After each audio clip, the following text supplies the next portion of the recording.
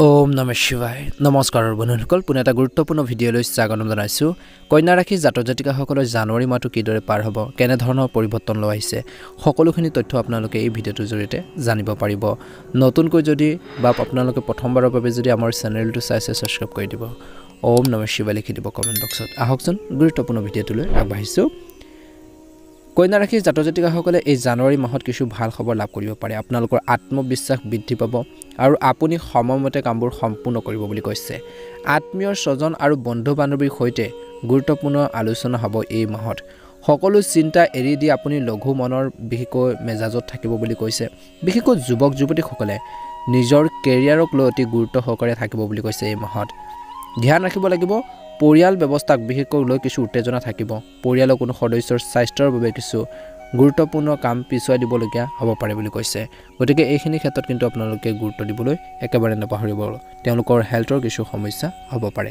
সৰু সৰু নেতিবাচক কথাবোৰত বিশেষকৈ এই মাহৰ প্ৰথম সময়ছোৱাত আৰম্ভণি সময়ছোৱাত বিশেষকৈ গুৰুত্ব নিদি কামত নিমগ্ন হৈ থাকক গুৰুত্ব দি থাকক বুলি কৈছে প্ৰথম সপ্তাহটো ব্যৱসায়িক দৃষ্টিকোণৰ পৰা গ্ৰহৰ অৱস্থান অনুকূল হৈ পৰিছে এই মাহত বিশেষকৈ ব্যৱসায়ত আপোনালোকৰ সকলো শক্তি বিশেষকৈ আৰু কঠোৰ পৰিশ্ৰম আপোনালোকৰ কামৰ প্ৰতি উৎসৰ্গা কৰক বুলি কৈছে বিশেষকৈ জানুৱাৰী মাহৰ এই প্ৰথম সপ্তাহত সহকৰ্মী আৰু কৰ্মচাৰীৰ পৰামৰ্শ বিশেষকৈ মাহৰ প্ৰথম সপ্তাহত আপোনালোকৰ উৎকৃষ্ট বুলি প্ৰমাণিত হ'ব নিয়োজিত লোকসকলৰ সঠিক কৰ্ম ব্যৱস্থাৰ বাবে পদোন্নতি সম্ভৱ বুলি কৈছে বৈবাহিক জীৱনত সঠিক সম্প্ৰীতি আপোনালোকে বজাই ৰাখক বুলি কৈছে প্ৰেমৰ সংগীৰ সৈতে কৰবাত যোৱাৰ পৰিকল্পনা কৰিব পাৰে কিছুলোকে লং ড্ৰাইভত যোৱাৰ পৰিকল্পনা কৰিব পাৰে এটা ভাল মুহূৰ্ত পাৰ কৰিব বুলি কৈছে স্বাস্থ্যৰ দৃষ্টিকোণৰ পৰা জানুৱাৰী মাহৰ প্ৰথম সপ্তাহত বিশেষকৈ অতিৰিক্ত কামৰ বাবে মানসিক চাপ থাকিব পাৰে লগতে নিয়মিতভাৱে ৰক্তচাপ পৰীক্ষা কৰক বুলি কৈছে কিছুমান গুৰুত্বপূৰ্ণ ব্যক্তিৰ সৈতে সাক্ষাৎ কৰিলে লাভজনক হ'ব বহু ধৰণৰ উৎকৃষ্ট তথ্য লাভ কৰা হ'ব ঘৰ আৰু ব্যৱসায় দুয়োটাতে সঠিক সমন্বয় থাকিব যদি সম্পত্তি সম্পৰ্কীয় কোনো বিষয় বিচাৰাধীন হৈ থাকে তেন্তে ইয়াৰ সমাধান পোৱাৰ যথেষ্ট সম্ভাৱনা দেখা পোৱা গৈছে ঘৰত সৰু সৰু নেতিবাচক কথাবোৰক আওকাণ কৰক বুলি কৈছে বেছি বাধা দিলে সম্পৰ্কত বিসংগতি হ'ব পাৰে গাড়ী চলোৱাৰ সময়ত সাৱধান হওক জানুৱাৰী মাহৰ প্ৰথম ভাগত যদি আপুনি কোনো সমস্যাৰ সন্মুখীন হয় এই সপ্তাহত বিশেষকৈ বিশ্বাসযোগ্য ব্যক্তিৰ সৈতে শ্বেয়াৰ কৰক বুলি কৈছে ব্যৱসায় বা কৰ্মক্ষেত্ৰত আভ্যন্তৰীণ কাম কাজৰ বিশেষকৈ ব্যৱসায়ত বিশেষকৈ সংগঠিত হৈ থাকিব কিছুমান কাগজ পত্ৰ কাম কৰাৰ সময়ত সাৱধান হওক ব্যৱসায়িক কাৰ্যকলাপ এতিয়াৰ বাবে কিছু আপোনালোকৰ বন্ধ হৈ থাকিব চৰকাৰী চাকৰিত নিয়োজিত লোকসকলে হয়তো অতিৰিক্ত কাম কৰিব লগা হ'ব পাৰে আপোনালোকৰ জীৱন সংগীৰ সহযোগিতামূলক আচৰণে বহু সমস্যাৰ সমাধান কৰাৰ ক্ষেত্ৰত সহায় কৰিব যদি প্ৰেমৰ সম্পৰ্ক পৰিয়ালৰ অনুমোদন পায় তেন্তে তেওঁলোকৰ বাবে বিবাহৰ ফল পোৱাৰ সম্ভাৱনা আছে সুযোগ থাকিব মানসিক চাপ আৰু ক্লান্তিৰ বাবে স্বাস্থ্যৰ ওপৰত অলপ প্ৰভাৱ পৰিব পাৰে ইতিবাচক আৰু মনোবল বজাই ৰাখক বুলি কৈছে ভাল প্ৰতিফলন নিশ্চয়কৈ দেখিবলৈ সক্ষম হ'ব জানুৱাৰী মাহৰ দ্বিতীয় অৰ্থাৎ আপোনালোকৰ মধ্যভাগত বিশেষকৈ আজি কিছুমান এই সময়খিনিৰ পৰা আপোনালোকে দেখিব যে কিছুমান গুৰুত্বপূৰ্ণ কাম সম্পূৰ্ণ হোৱাৰ বাবে আপোনালোকৰ শাৰীৰিক আৰু মানসিক আপোনালোকৰ শক্তি অক্ষ থাকিব লগতে পাব কিছু ভাল খবৰ যুৱক যুৱতীসকলে জানুৱাৰী মাহৰ মধ্যভাগত বিশেষকৈ নিজৰ ভৱিষ্যতক লৈ গুৰুত্ব অৰ্থাৎ সম্পূৰ্ণ গুৰুত্ব আৰু মনোনিৱেশ কৰিব বুলি কৈছে ঋণ দিয়া ধন ঘূৰাই পাব পাৰে খং নিয়ন্ত্ৰণ কৰাটো অতিকৈ প্ৰয়োজনীয় এই মাহৰ মধ্যভাগত বিশেষকৈ কেতিয়াবা আপোনালোকৰ এই স্বভাৱৰ বাবে আপোনালোকৰ পৰিয়ালৰ কিবা এটা বিসংগতি হ'ব পাৰে গতিকে অলপ ধ্যান ৰাখিব লাগিব বুলি কৈছে প্ৰয়োজনীয় অৰ্থাৎ অপ্ৰয়োজনীয় খৰচ নিয়ন্ত্ৰণ কৰক নহ'লে বাজেটো আপোনালোকৰ সমস্যা হ'ব পাৰে ব্যৱসায়িক ক্ষেত্ৰত বিষয় আৰু সন্মানীয় লোকৰ সৈতে সম্পৰ্ক থাকিলে আপোনালোকৰ ব্যৱসায়ৰ বাবে উপকাৰী হ'ব বুলি কৈছে তেওঁলোকৰ সহায়ত ডাঙৰ কিছু অৰ্ডাৰ পোৱাৰ সম্ভাৱনা আছে নিয়োজিত লোকসকলে বিত্তীয় সম্পৰ্কীয় কামৰ প্ৰতি অধিক মনোযোগ দিয়াৰ প্ৰয়োজন আছে পৰিয়ালৰ বিষয়ত নিশ্চয়কৈ অৰিহণা যোগাব ইয়াৰ দ্বাৰা সম্পৰ্কত মধুৰতা আহিব প্ৰেমৰ সম্পৰ্কত সময় নষ্ট নকৰিব স্বাস্থ্যৰ ক্ষেত্ৰত বিপদজনক কামৰ পৰা আঁতৰি থাকক আৰু বাহনখনো সাৱধানে চলাব লাগিব আঘাতৰ দৰে পৰিস্থিতি সৃষ্টি হৈছে গতিকে সাৱধানতাৰ অৱলম্বন কৰক বুলি কৈছে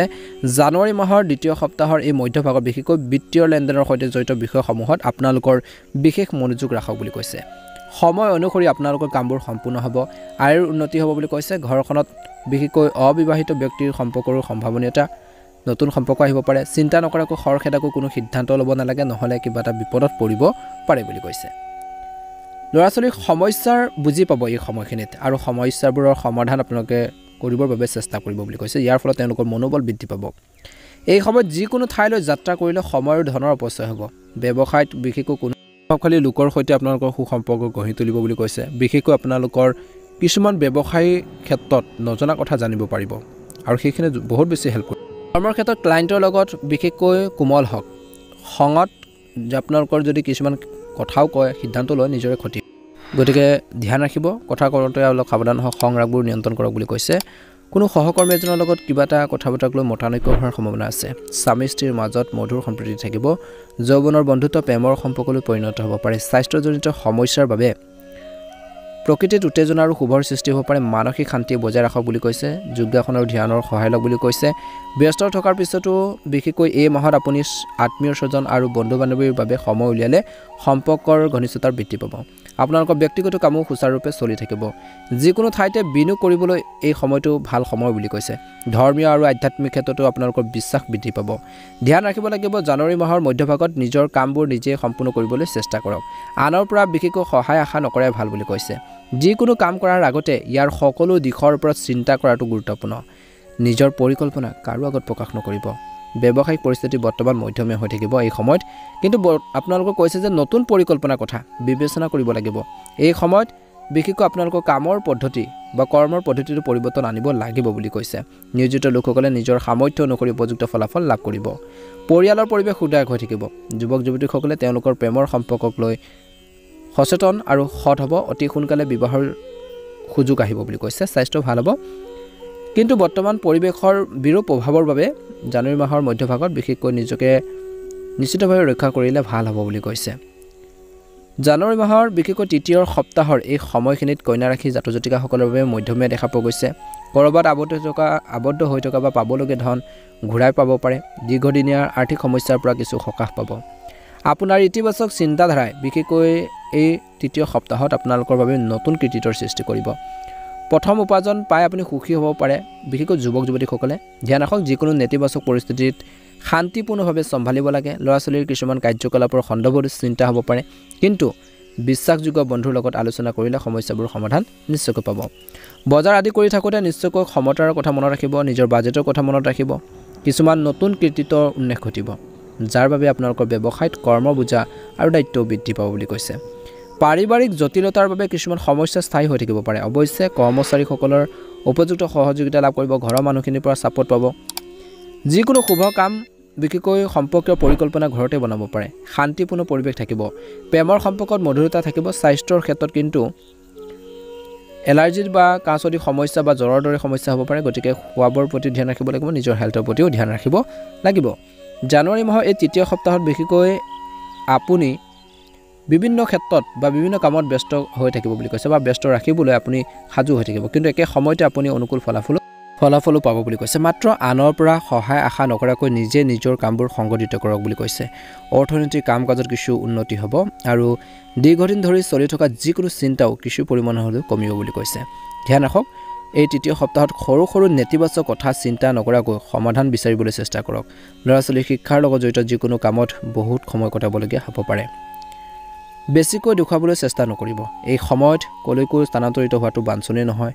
ব্যৱসায়িক ক্ষেত্ৰত যদি আপুনি ব্যৱসায় সম্পৰ্কে কোনো নতুন কাম আৰম্ভ কৰাৰ পৰিকল্পনা কৰিছে বা কৰেও তেন্তে সময় অনুকূল লগতে আপোনালোকৰ ব্যৱসায়িক দলসমূহৰ পৰাও সহায় লওক বুলি কৈছে কৰ্মৰত মহিলাসকলে নিজৰ কিছু আপোনালোকৰ কৰ্মৰ ক্ষেত্ৰত প্ৰত্যাহ্বানৰ কিছু সন্মুখীন হ'বলগীয়া হ'ব পাৰে কিছু প্ৰত্যাহ্বান থাকিব চাকৰিত বিষয়াসকলৰ সৈতে সম্পৰ্ক ভাল হ'ব ঘৰ আৰু ব্যৱসায়ৰ মাজত সঠিক সমন্বয় থাকিব কিন্তু প্ৰেমৰ সম্পৰ্কৰ ক্ষেত্ৰত হতাশা থাকিব অত্যধিক ব্যস্ততাৰ বাবে ভাগৰ আৰু মূৰৰ বিষৰ দৰে সমস্যাৰ অনুভৱ কৰিব পাৰে জিৰণিৰ বাবে সময় উলিয়াই নিশ্চয়কৈ আগবাঢ়ক বুলি কৈছে শুভ ৰং হ'ব আপোনালোকৰ এই সময়খিনিৰ বাবে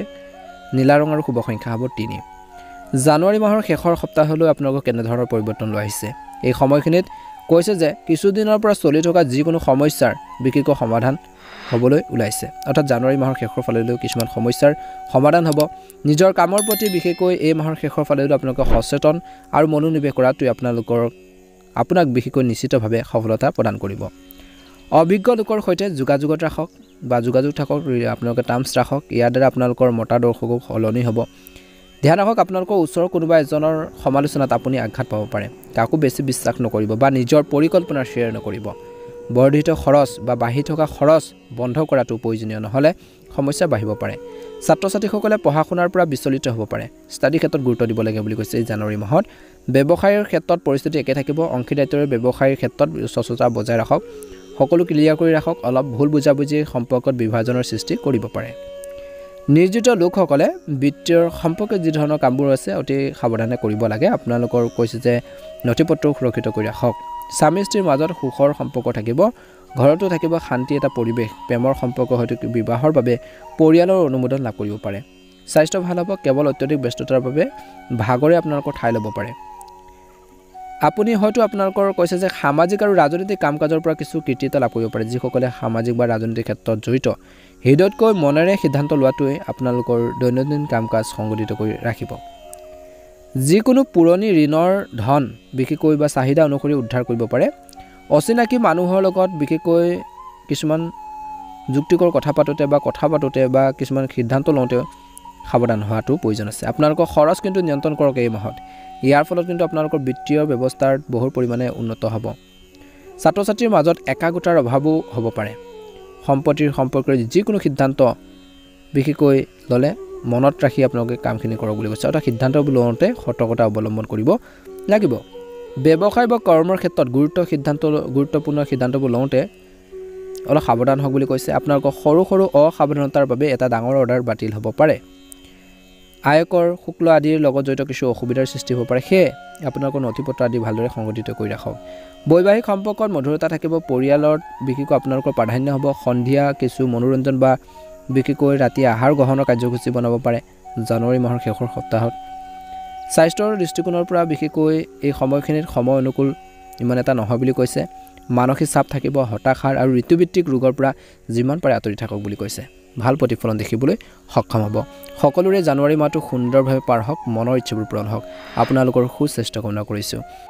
অনুগ্ৰহ কৰি কমেণ্ট বক্সত হৰ হৰ মহাদেৱ ওম নমঃ শিৱায়